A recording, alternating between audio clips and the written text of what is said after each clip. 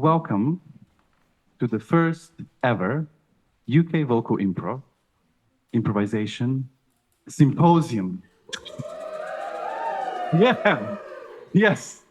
So for me, it's a real special moment because, as you know, I like to keep a broad net of connections and being aware of what's happening in different parts of our community, in different countries, with all kinds of different practices that kind of share a core, an understanding, a value system. And I think today, really on a broad scale, is about understanding a little bit more about what that core actually is. Are we able to talk about it? Are we able to describe it? Yes, we sing it, we feel it. It's part of our embodied knowledge. It's part of our cell structure. But that might be different to people that don't practice it. So there's lots of questions even arising from that in terms of how people view it from slight outside. How do we talk about it in words or in other terms? So that's kind of the broad scale of the question. I think some of these thoughts and thinking was definitely inspired also by the brand new Global Vocal Improvisation Network, which hopefully some of you know about. People that are joining us on Zoom are coming through the well.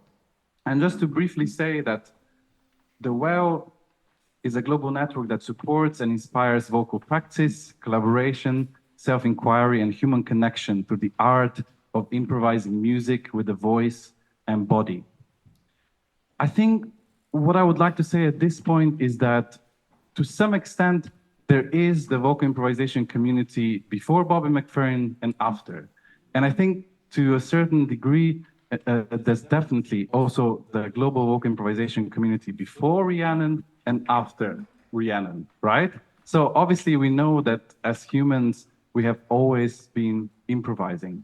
But in terms of the modern sense of it, I think Bobby definitely brought a unique connection to the voice, a unique connection to the body, ancestor, spirit improvisation that can be felt. And there was this impulse that kind of spread, right? After he started touring on a global scale. Obviously, we know about Voicestra and the way that they work together and how circle singing emerged from that. Of course, Rhiannon was there pretty much from the beginning, right, as a founding member. But then she was more interested in the pedagogical side than Bobby was. And especially, she was interested in this idea of how everyone that improvises could share the agency to decide what to sing and how to sing together, which is a very different thing than having a leader. So in essence, these are the kind of conversations that we started having as a global community. It was spearheaded by Rhiannon and still is, and she brought kind of an initial group of improvisers together. And since then, we really thought that it is time to at least have an online home that can just sort of help us connect. And this is, I would say, quite a new thing. So I think we have seen since the pandemic a lot of changes in the community, how it's connecting, how we're starting to have these conversations. So this is really that space. It's not much more than that. It's to start having the conversations about who we are, what are we doing, what are our shared values, goals, aspirations. How do we invite new people in? How do we relate to each other? So that's really the place that we're going to be entering today through two main panels and a beautiful presentation later on by Erwan Noble. So I think we're going to kind of delve straight in the first panel. So I would like to invite on stage our first panelist, Jenni Roditi, Henry McPherson, and Robert Vesty. Come on up. Okay. Yeah, it's a bit buzzy.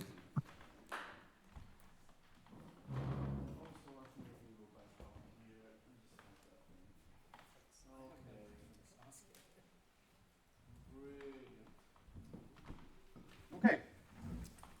How's everyone doing? Good? Great. Zoom people, I think they're okay. So we can kind of proceed. Okay, we have some notebooks and things prepared. So I think we're gonna probably try and use the mic. Hopefully, it is also a little bit buzzy, but we're gonna have to deal with it, especially because I think it's good for the Zoom people, right, to hear us much better than they would otherwise. And we're gonna have this acoustic recording. Anyways. Okay, so welcome everyone to the first panel, which is titled Collaborative Vocal Improvisation in Conversation with Interdisciplinary and Free Perspectives. Okay, I mean, that's kind of right there a lot to break apart, I think. In terms of this term, collaborative vocal improvisation, we're gonna delve into it later on with Erwan. But just to say that it's pretty much a brand new thing that really emerged from the UK community as a way to describe this practice where we improvise with voice and everyone gets to decide what they sing and there's no clear leader. And later on, also through the well, we kind of named Rhiannon in that lineage and she agrees, and we named the Vocal River curriculum as the first kind of set pedagogy of collaborative vocal improvisation. In terms of that term, we're gonna delve into that with Erwan, so I wouldn't get stuck into that. But I would like to begin in this open way and actually begin by considering the 20th century, really, you know, the post-war time and the time where free improvisation emerged. And even as we talk about free improvisation, I think there's probably already some questions in the room about what do I mean or what does anyone mean about free improvisation. So if it's okay, Jenny, can I start with you and just ask you about how would you define free improvisation?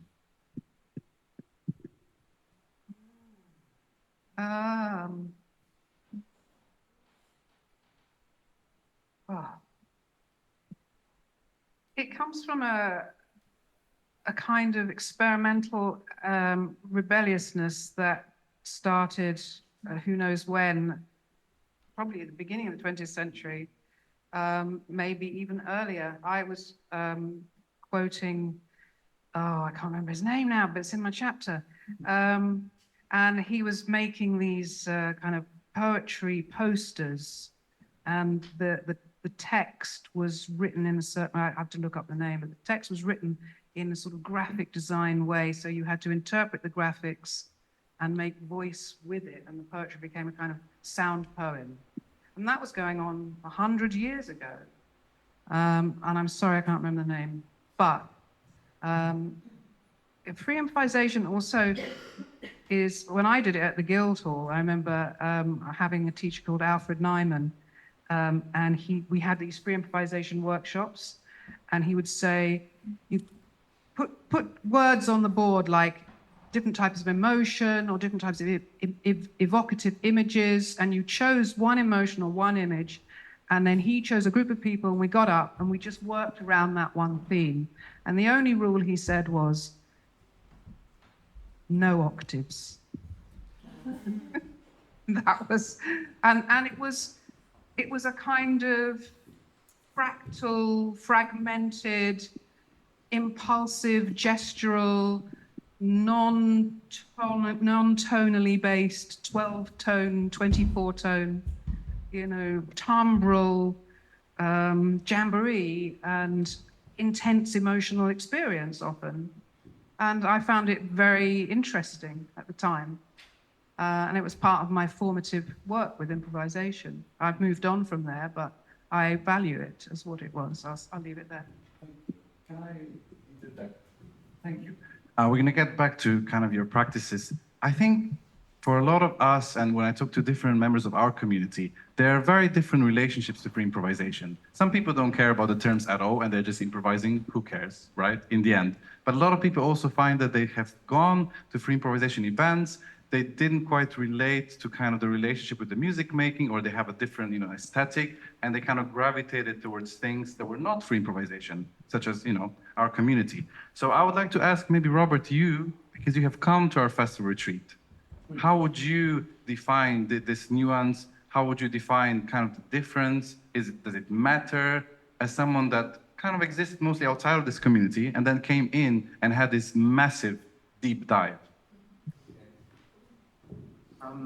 Hi everyone. Yeah, good to see some familiar faces from that retreat. I think I shift a lot between these terms free and its relation to freedom and improvisation.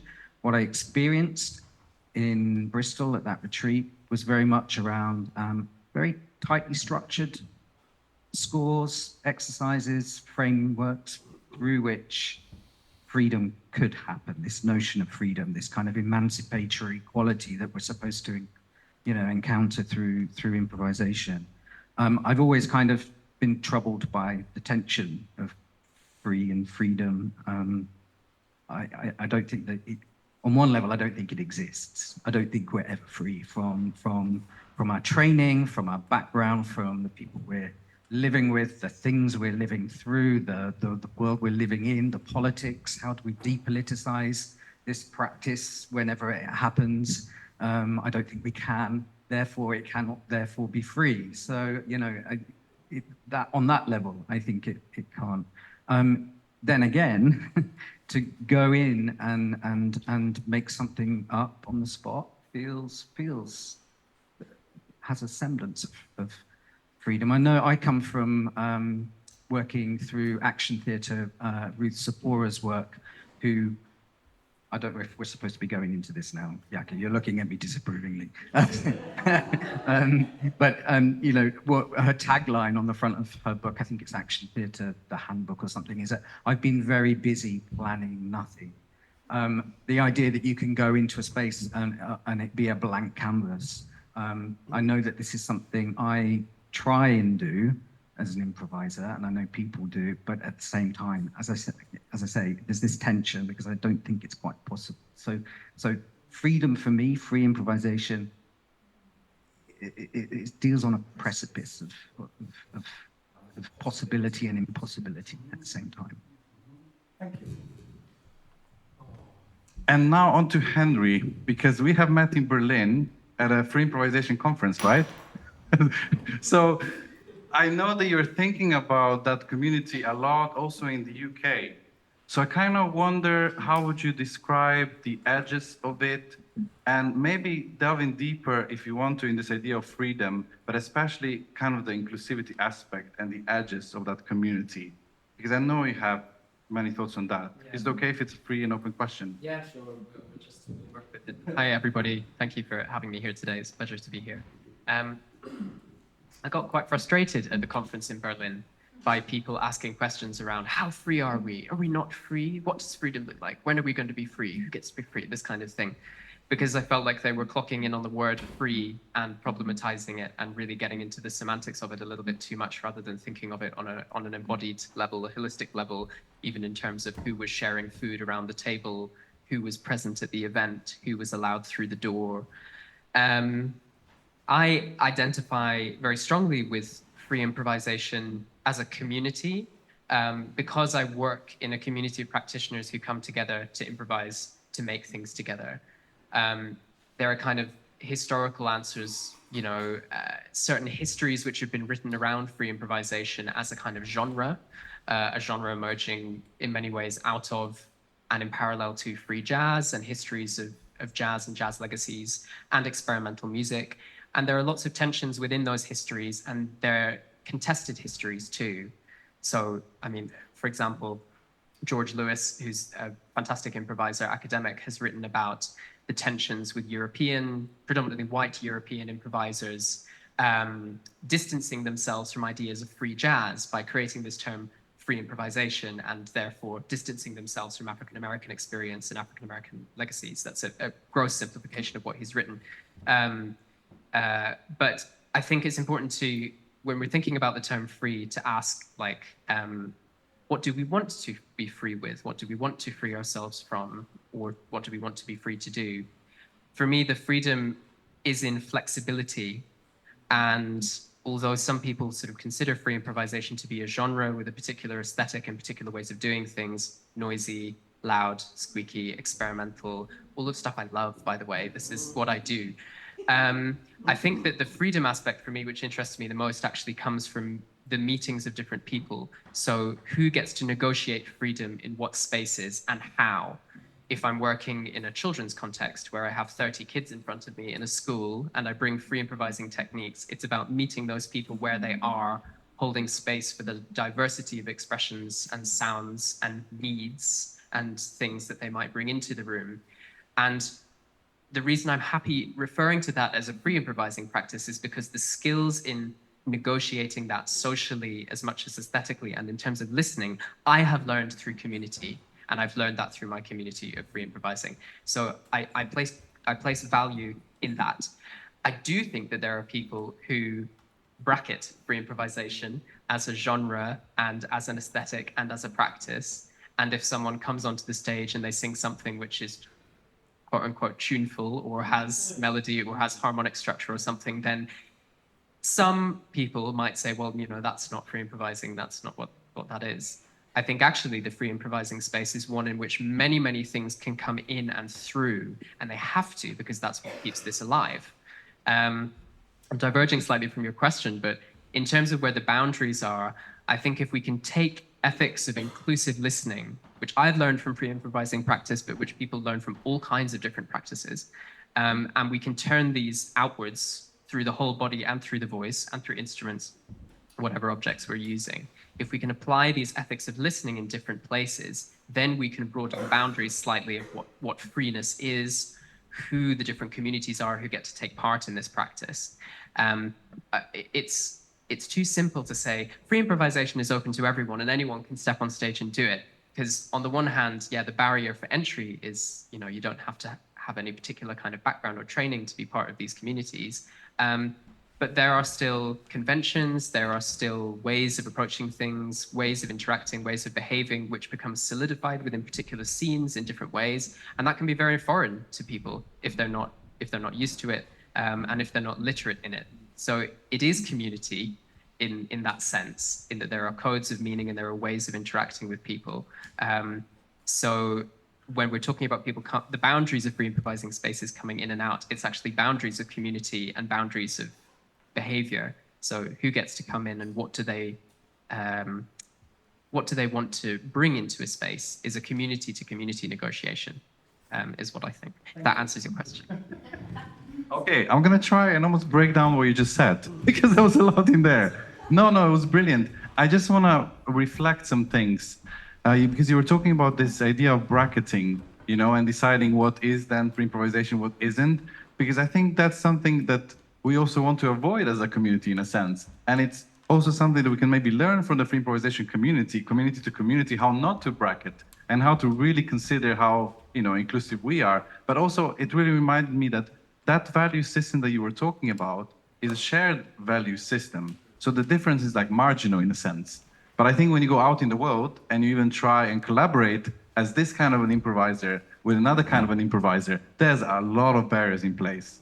You know, if you talk to a venue or a promoter, right? So in terms of how can we exchange more, I think that's a really useful angle to have and to consider.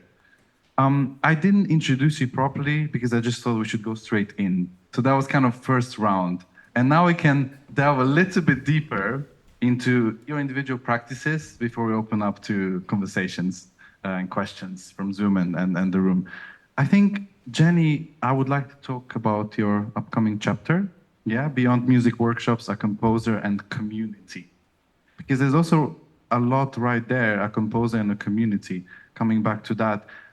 I guess without getting into the specifics, I would like you to almost imagine how would it be if you would describe your journey of communing with free improvisation community and maybe now communing with this. And if you can give us the thread and give us a perspective on that thread in a way that relates to your chapter, which is a very convoluted way of asking a question. The question? Yes.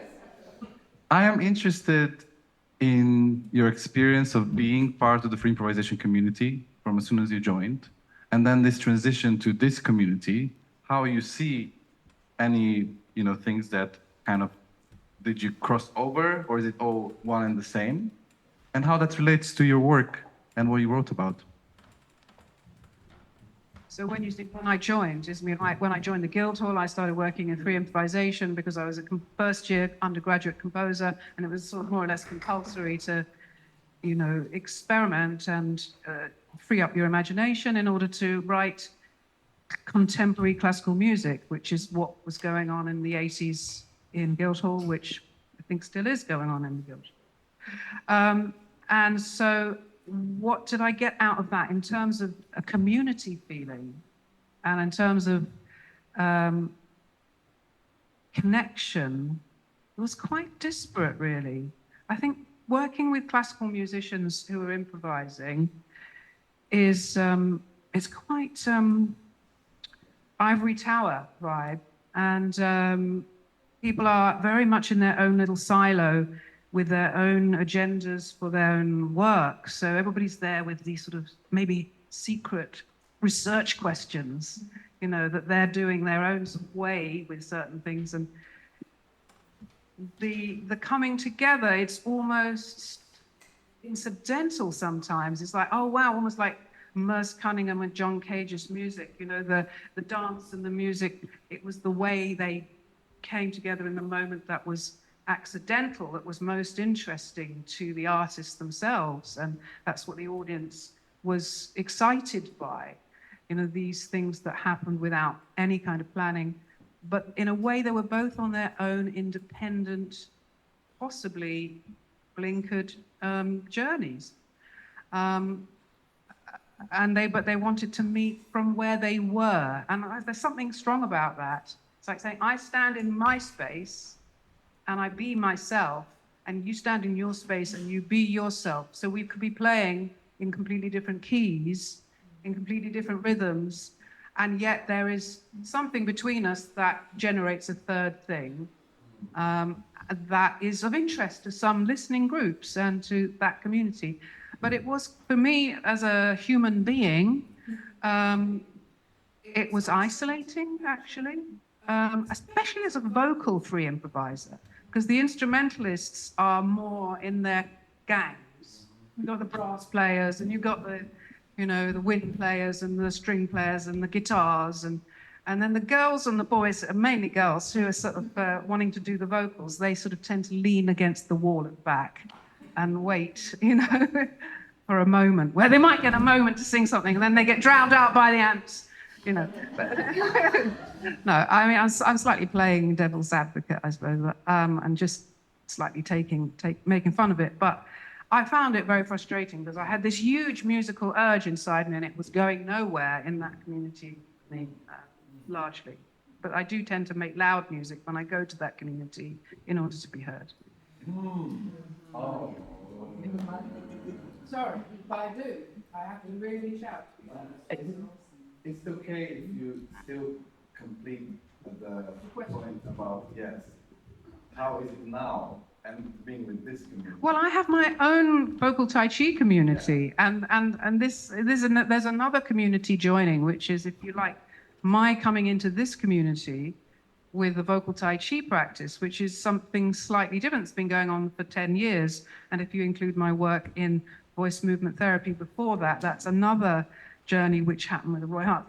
But coming back to now, in the vocal Tai Chi community, it is nothing if not intimate. It is deeply intimate. It is deeply vulnerable. And trust is the key word, really. It's totally different. That there is a paradigm shift, and I loved how you described free improvisation in the sense of me standing here with my things very strongly, and then someone else standing there, and then we collaborate from here, and then something else happens. I love that, because I think that's how it feels. Yeah. That's the most important part of it. Well, it's part of the tension. I mean, yeah. There's a dramatic tension in that. There's a valid artistic inquiry in that. It's just whether you want to hang out in that world the rest of your life or not. Exactly. So, Henry, you can kind of weave, your postdoc research into this answer, but I'm really interested in the forward-looking approach to the vocal improvisation community as a whole, actually, mostly specific to the UK. Like, what do you see? Where are we going? Because I know you want to be an active member into what's going to happen next. in terms of what are the main, challenges, main things to do. What is your thinking on where are we going? It's a big question, Jaka. Oh God, where are we going? What do we need? Where have we been? Yeah, yeah. I think. So this is not specific to vocal improvisation. It's actually more to do with improvisation more generally. But I've spent some time recently researching the way that social care staff can be trained to facilitate musical workshops for residents living with dementia who are in their care. And this was part of a National Institute for Health research funded study that I took part in as a postdoc over the last year or so. One of the things that was involved in that study was the idea of building networks of community. And I should say we were researching with Manchester Camerata and their Music in Mind program. Make sure I say that.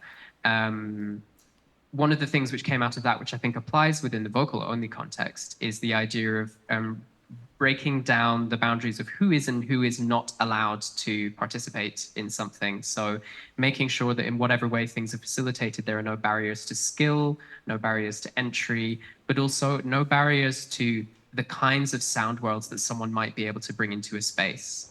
Something which I kind of posed as questions in the Camerata research was when you have groups of residents living with dementia, for example, and they're taking part in a music therapy workshop, and which can often be oriented towards, for want of a better term, like happier emotions, or holding space for positivity. Where is the space for expressions of anger or frustration or melancholy within the parameters of safeguarding and within the parameters of care that need to be in place, and obviously done in a respectful way? So I think there's something interesting about if communities are moving forward, and if the vocal improvisation community is moving forward, what kinds of sounds can be held, what kinds of sounds can hold space, and what kinds of sounds can be permitted. I mean, it's reminding me even of things like when I've worked with some of Pauline Oliveros' scores, for example, which I use teaching in the Conservatoire in Glasgow, where I teach free improvisation. You know, a lot of Pauline's scores, which I'm sure will be familiar to many people here, focus on matching sound or matching pitch and resonating and tuning into the other person. The way that we use the scores and open them up is that we bring in the full body, and we bring in objects, and we bring in the room, and we bring in the acoustics and the architecture and the space, and we allow people to really explore a breadth of sound worlds and a breadth of embodiments within these spaces, so that rather than just having this, I'm doing my thing over here, you're doing your thing over there, tension in between, we try and turn it into more of an ecosystem, which I think comes out of Pauline's work very, very clearly. So if we can begin to think ecologically and kind of ecosystemically about how we can have lots of disparate and different people in the same space working together and occupying space with a variety and a diversity of sounds, I think that makes the work stronger, and I think that makes community stronger. I do think, I just wanted to go back to something you said about loud music in order to be heard, because I think this is a pervasive issue within free improvisation, and it's been critiqued a lot, particularly in like queer and feminist scholarship around free improvising histories. So if I can just reference Tina Crackles, who's this wonderful saxophonist, who questioned why in all the bands she was playing in, she was playing so loudly, and that people used to congratulate her that she was playing louder than the drummer in the band and this kind of thing. And she said, yeah. So she questioned this, and she said, you know, I think I'm reproducing aesthetics of patriarchy when I'm trying to be this loud and this kind of thing. What I would say is that in my experience of opening free improvisation within a teaching context, and I'll stop in a second, I focus on the body and body-to-body relationships coming from movement practice also, as a way to get out of the I'm going to play loud and solo and use my instruments and do that all the time. So once we have a more holistic sensory understanding of what we're doing with the whole body and the voice, then I think we can work more sensitively with instruments and also with other people. And the final thing that I will say is that, you know, I teach in the same conservatory environment that you're referring to in your Guildhall experience. I'm doing it today. The kind of silos for musicians are still in place. What we emphasize in those training environments is that when you're playing with another musician, or if you're singing with another singer, you're singing with the full person, and that's their whole history. It's everything that they are, or everything that they want to be, and that they want to bring into the space. And by emphasizing that relationship, you can be more sensitive with them. That requires skilled facilitation, but also openness on the part of people coming into these workshops to negotiate those boundaries with each other. So I think we need to be more socially sensitive. I think we need to hold better space for a diversity of different forms of sounds and sounding relationships. And I think we could do with thinking more like an ecosystem rather than thinking as sort of individuals and paired connections. So we're gonna get to the body in a second, the relationality, because I think we do that quite a lot. I just wanted to, okay, we're here still. I just wanted to, come back to the ecology and the sounds and kind of relate that also to us, because I think sometimes also we get quite stuck on the music and sometimes forget about everything else that can happen. Or I also have had conversations with improvisers that do not want to go in the wild and the ugly and the in-between places, and just to kind of consider that. Because my wish for this is also to maybe then, for some of us to consider in which spaces do we exist in, who is welcomed in those spaces, and how we can make that exchange with other, areas and places just more visible. And also to consider that communally, which one of us is going to go and engage with the conservatoire environment, who is going to engage with social care. I think that's really important, because it's so hard to silo and be in a bubble. So hopefully part of this is also thinking of how we can break that bubble, together. And I would just say, last question to Rob, and then we're going to open it to questions from the audience. I could say many things, but I want you to just speak on that body part, because that is your primary research, the body and the voice, and see exactly on the body part. I want you to pick and choose freely and conclude this section in however many words and wherever you want to start from. It is completely free. I mean, I should preface this because I with some background, I trained as an actor. And so my encounter with voice in performance practice was from an actor's perspective. And I was very interested in dance and physical practices always, but I didn't feel I had permission to do that. I wasn't trained, I couldn't possibly. And it's through improvisation that became an access point for me to be able to engage through bodily practice, through body-based improvisation more readily. So, number one, improvisation was a gateway. It was a door. It was a thing that gave me access, and I hear all the barriers as well are there for lots of people. Coming through dance improvisation, I wanted to bring the voice back in. I'd gone through contact improvisation and silent body-based improvisation, but the echoes of my actor past were still there, and I wanted the voice to be part of it. And I really, it didn't take me long to kind of the penny to drop. It's an obvious penny that drops when to think of the voice as movement, that they're not separate. Voice is movement, and we're doing it all the time. This is the larynx is moving and la la la. So the body is ever present, but just to kind of circle back, and it's still relevant. The body's still there. When we talk about voicing and vocal practice, collaborative vocal improvisation, the body is ever present. But for me, there's also a problem there because we talk a lot about embodiment. And we center the body so fiercely in all this.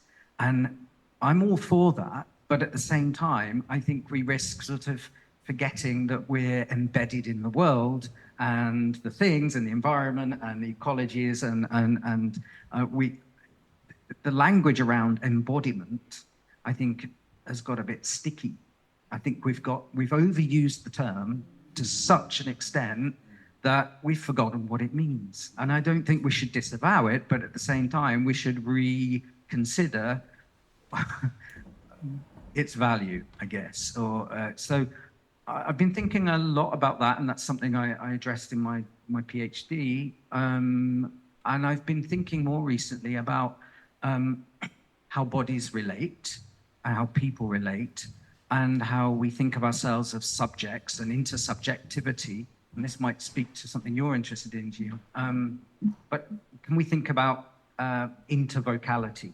Can we think about, this isn't my term, it's Hamill and I can give you the reference later. Hamill and Kamel, Sounding Bodies, great book. They're talking about intervocality, and they're talking about how voices are produced, yes, and that's what we're all concerned about here a lot, I think. But more importantly, or just as importantly, how are they received? What are the receiving practices? And it comes back to these questions about who's listening, who's in the room, and how do we amplify our voices and who hears them. Gosh, there's a lot. I mean, I could come back to a couple of other things, but yeah, no, there's a lot. But body, yes, love it. But let's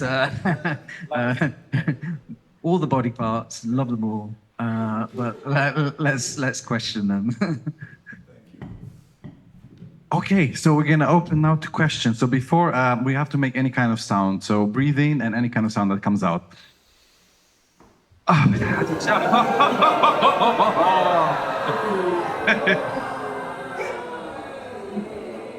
Okay. So hopefully you know we gave you a little bit of a glimpse into these three universes that are converging in front of us. We can answer any questions. You can direct them to anyone or to a particular person, and we're going to see if anything is in the chat. So if you're on Zoom and want to put anything in the chat, please do so. Do we have any questions already? Yeah, I think we have the other mic, but I'm not sure how well it works. But maybe we should try and use it. Let's see if it's going to work. So if you could pass it to Jeremy. Hello. Hello. It is working. It is. Ecology, an interesting idea, but ecology to me is a mixture between conflict and cooperation. And that seems to be quite central in any kind of collaborative improvisation of any kind, whether it's vocal or not. That the balance between conflict and cooperation is quite important. The other thing that I don't know if I can pitch two questions.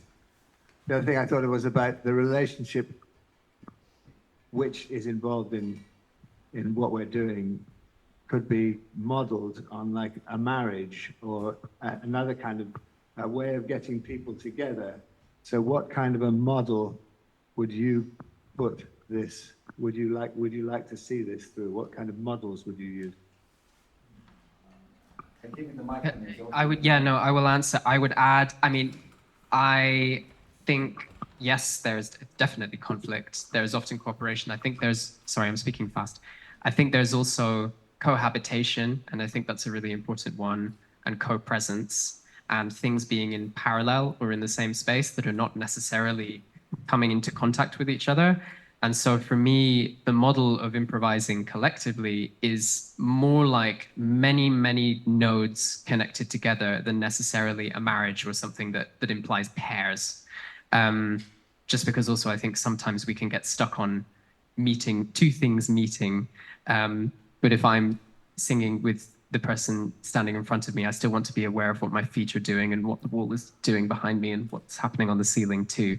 So I think that the ideal model for me is one where we're able to recognize many, many connections and choose the ones that we want to make contact with at any one time.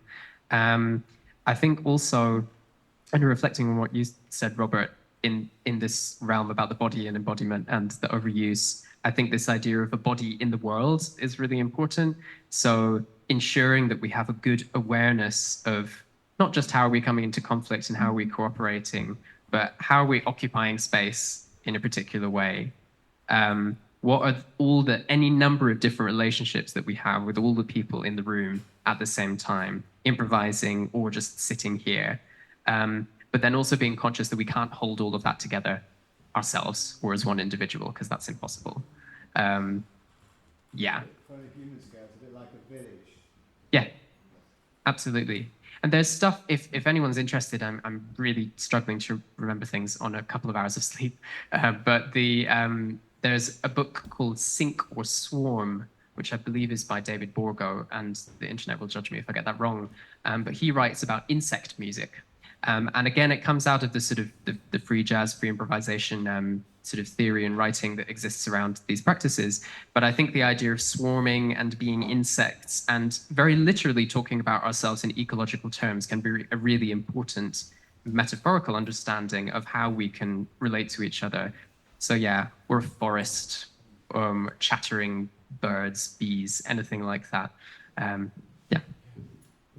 Just to mention here also murmuration, if we go back to Rhiannon and that whole idea of the birds and how that is now really a project, that is a voice and movement project of people coming together and actually, swarming in that way as part of our practice. And also when we talk about ecology, we have to consider indigenous knowledge and indigenous peoples because that's where that knowledge is kept and actually our relationship to that. And it's a real sensitive topic, indigeneity. But I think we have to consider it, especially when we talk about ecology.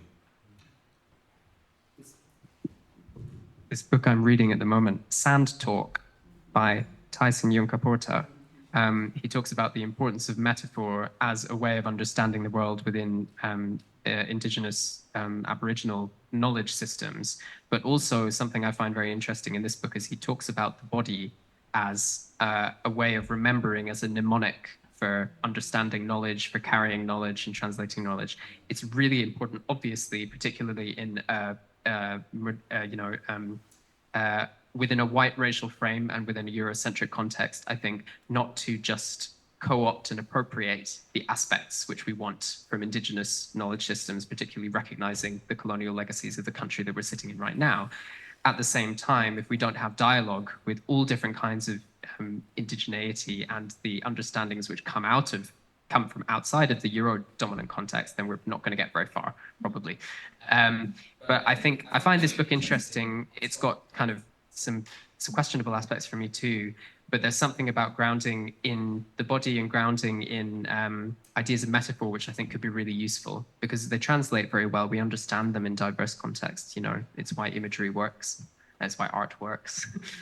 Yeah. Obviously, voice as part of the body is a mirror too, is the same system, right? So the same thing applies. Thank you, Jeremy. Yes, Tiziana, if we can pass the mic or if you come to the mic. Hi, hello. So I'm gonna connect to something that you, Jaka, said about what this world can bring into communities or into the real world. And I'm using the real world terms because I'm a music facilitator, but it's outside university. But I have collaborated with university as a music therapist and as a music facilitator in the past. And I've always found that there is a little bit of a wall between the professors and all of these nice talks and then what actually happened in reality. So I run my own music school in London, and I have a real connection with families and connections with schools as well. And I've noticed, so my question is more like a sharing interest, I guess, I hope. As a music teacher, I noticed that if we keep a flexible planning for our sessions, and we decide to have a child-led approach when we are in classes with babies, teenagers, doesn't matter the age, we are kind of bringing really a change into a system that sometimes really doesn't look like it's able to accept this type of flexibility, this type of willingness of following the needs of the students because of the system difficulties and because of lack of money, because of a lot of different things.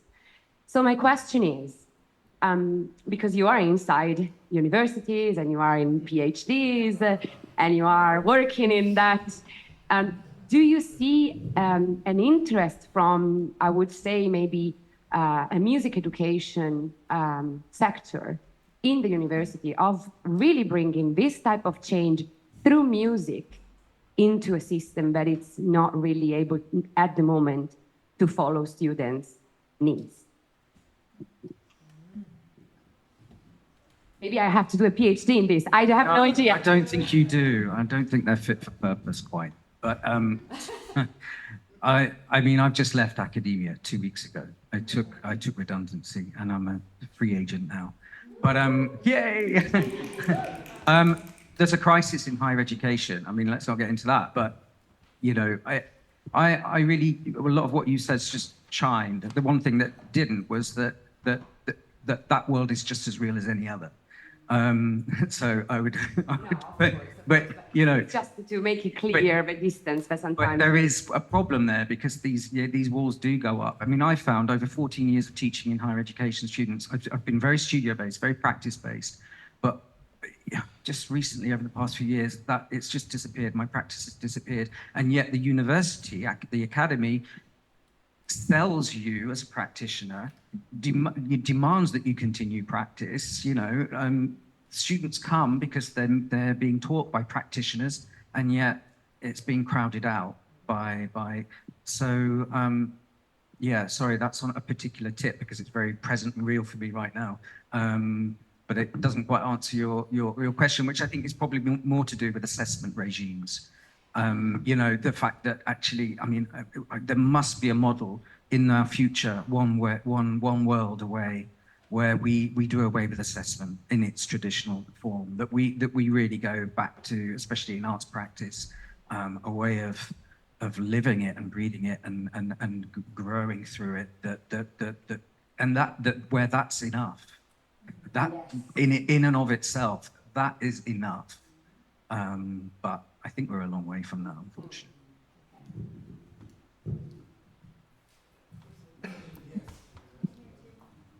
Yes, I think we can go first to Peter. Okay.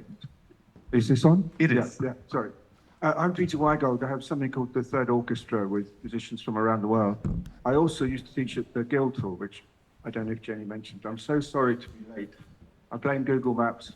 But talking of swarming, there was a good thing about ants on Gardener's Question Time and the value of ants. I was working with a new. I'm very interested in this thing of the dark and the light, as it were. I was working with a new band in Berlin, and there was a harmonica player, didn't read music, blues player, and didn't speak very much English, but he wanted to say at the end something positive, which is sometimes what I like is sometimes you like it very quiet, and sometimes you like it very loud. And that kind of summed up the whole work. And I think the loud and the quiet are both important. Someone else last year said the orchestra was comfortable with dissonance. And if we're talking about healing and true connection and true, you know, movement, emotional and personal movement, you have to deal with the dark as well as the light, the dissonance, so-called, you know, getting in those vibes, getting inside those interpersonal vibes as well as the happy, harmonious, joyous ones. I just one more thought, because that lovely thought about, I think someone said biodiversity. I've started saying my orchestra is biodiverse because it's about the preservation of an ancient Korean vibrato on a flute, or the preservation of a touch on a Sufi drum, or the preservation of a free jazz player who loves Debussy. And I suppose I'm saying the same thing 3 times. What's really important is roundness, wholeness, from the dark to the light, from great pop songs through to the individuality of every single person or every single vibrato. Thank you. I think that I'm going to take the stage because nobody else is speaking. I want to touch back into what you mentioned and what Peter's echoing and what is here in other metaphors about bringing in the shadow, which in some ways, in this community, I don't see it as much as I see it in the work that I do. And I could speak to that if you'd like me to. So, and I was thinking about this at 4 o'clock this morning. in the Tai Chi philosophy, you have the yin and the yang, you have the dark and the light, you have the heavy and the empty. You have these polarities. And my practice, I'm going to keep it really personal, as a singer, improviser, is to engage with the dark and the light, the heavy and the empty, in order to find some point of contact between those two, which activates the chi. The chi is the third point between, it's not even a point, it's a moving field. But if you are in relationship with both your yin and your yang, you open up the chi, which is the life force of your whole being. And that will involve, for each different person, a different equation between the yin and the yang, because each person has their own totally subtle and unique inner life picture, which they are working to externalize, express, and get to know. So as I'm singing myself, I only realized this at 4 o'clock this morning, I'm on a yin-yang spectrum between my heavy and my empty, my dark and my light, and I'm looking for the chi, which is this place where it all connects. And that's the place where I can be both of those things at the same time. And I think some of the best value of free improvisation and where to get inspiration is that shadow side, and it is that dark side. I think especially for us. So I think hopefully that has settled in. It definitely has in me, because I think a lot of the times I do not want to go there, and I want to stay with the nice music, and it's important. Can I just say one? I mean, I've just written this chapter. I'd love you all to read it. It's coming out in August. And as I was researching a little bit about it, I came across this thing in some cultures called the death wail. Now, I don't think you can get more dark shadow than a death, W-A-I-L, a death wail, which in some cultures around Australia and in South America, as part of their grieving, they let out a death wail. And that is part of shadow work. And so it depends how far you want to go in terms of the sound worlds you want to use. But if you want to go to the extreme, you go to death wail.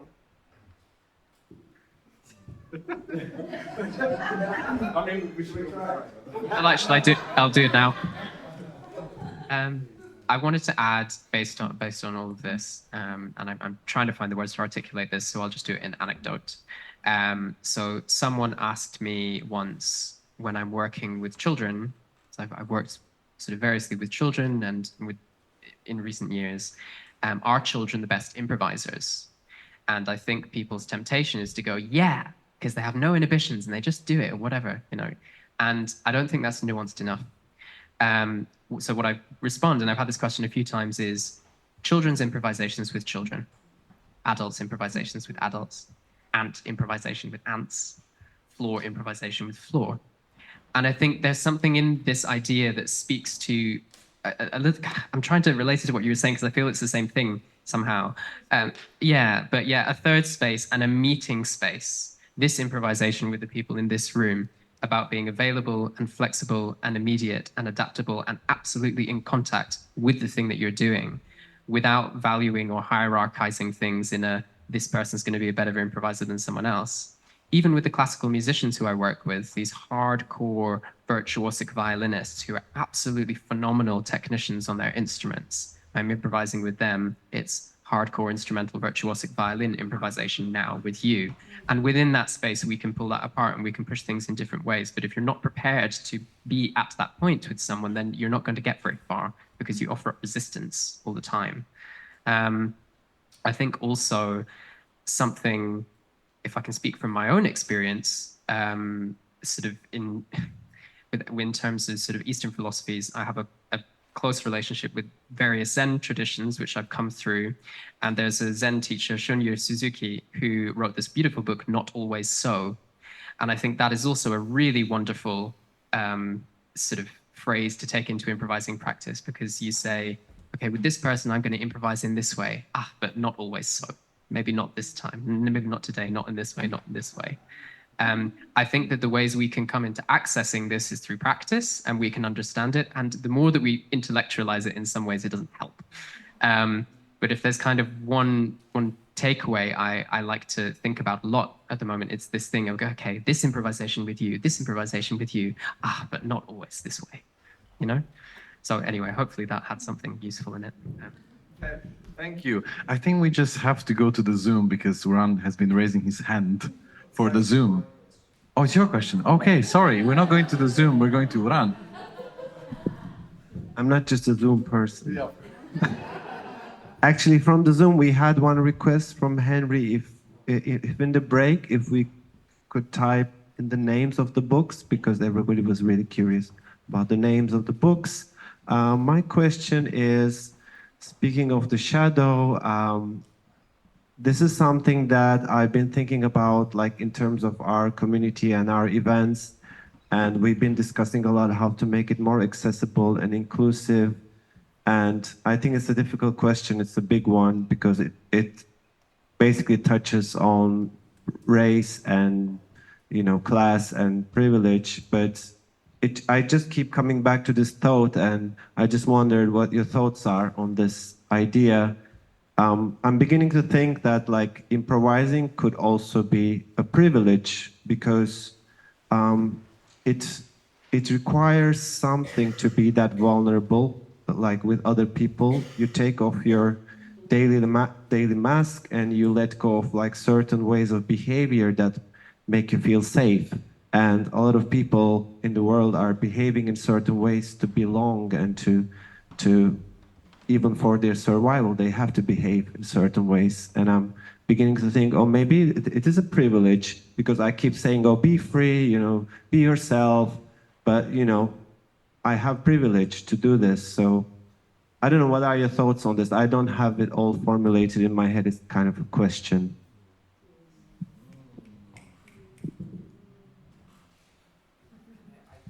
Really quickly, because I don't like speaking too much.